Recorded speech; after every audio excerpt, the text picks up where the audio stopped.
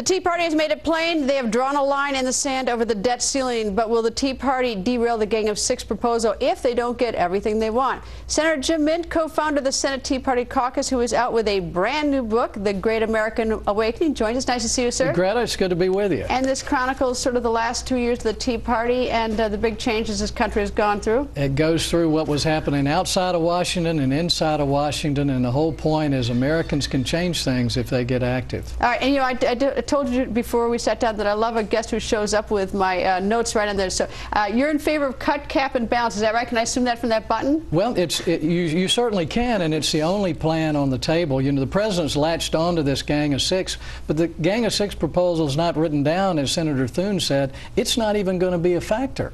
And there's no other plan on Capitol Hill. The president doesn't have one. The Democrats in the Senate don't have one. And the only house that we control as Republicans have passed a plan that increases the debt limit with some very reasonable cuts in spending, and it lets the states decide about a balanced budget. Now, they say if that's extreme, then we need to change the definition of extreme. I guess, I mean, you know, I understand your passion and other people in favor of cut, cap, and balance, but when you look at the numbers, it doesn't look like it's going to happen. At least, I mean, you've got to get 60. Do you have 60 in the Senate? Well, we won't have this week, but we could have August the 15th if we have to. The only way Republicans are going to get anything that helps our country is to let the president know if he's willing to go past August 2nd, we are too. And we don't want to do that. It will be disruptive, but we won't default, and we will pay senior Social Security and Medicare, unless the president just chooses not to, because the resources are there. But people need to be clear about what's going on here, Greta. In the last couple of days, by intent, the president has covered over the message of what Republicans did in the House. We've done all we can do. I mean, we can't get a proposal out of the White House. We can't get a proposal out of the Democrats. The Republicans in the Senate compromised on their own. They gave the president an increase in the debt limit that he asked for, the whole $2.4 trillion. But we have to cut some spending. Moody's back to the 208 level. Would that satisfy you? Yeah, that's where we're starting. And but the cuts are gradual over 10 years that bring us towards a balanced budget. And if we don't balance our budget, we're going to bankrupt our country. How much, I use the term lightly, mischief, do you have enough numbers in the Tea Party caucus and those who have signed on with you to block the Gang of Six and to make so any effort by the president and the Gang of Six, so if they completely disregard you, do you have the muscle to stop them? There won't be a Gang of Six. Now, the president may take some elements of it and put it in some plan, but he's not going to submit a plan. We've learned that he doesn't ever show his cards. He's going to want Republicans to negotiate with ourselves, and that's what we've been doing. Mitch McConnell came up with a plan. The Gang of Six. You don't like Mitch McConnell, Senator McConnell's plan? No, that's not what we were elected to do. Make it easier to increase the debt limit. Does he say anything to you? Like, does he say, "Listen, Jim, you know, we need you to come on board a little bit and tame those Tea Party senators"? No, he's assured me he's leading the effort in the Senate to pass cut, cap, and balance. And people say it can't be done, but over 20 Democrats in the Senate have campaigned on a balanced budget amendment to the Constitution. So how are they going to vote on Saturday? Well, I don't know. I know that Harry Reid is going to try to get them to filibuster this.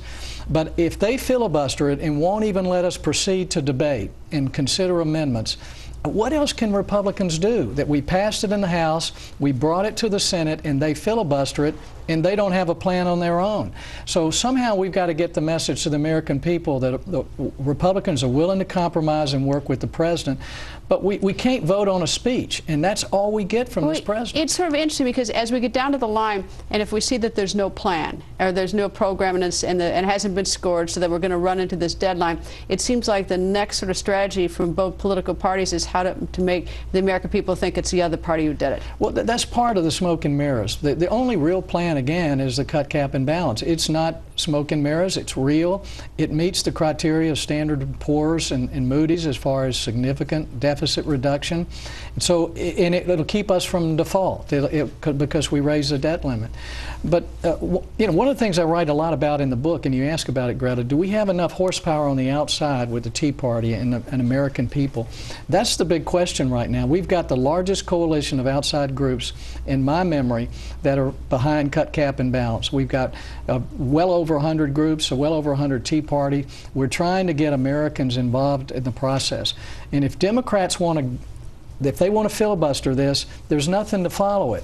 And I mean, that's really important to understand. We can't develop legislation in 2 weeks. The only piece of legislation that exists right now that can raise the debt limit before August the 2nd is cut, cap, and balance. And if the Democrats blow it away without any explanation, I just want to hear the president say, what's wrong with it? The piece he put out from the White House was so inaccurate, it makes you want to scream. Why do you think that happened?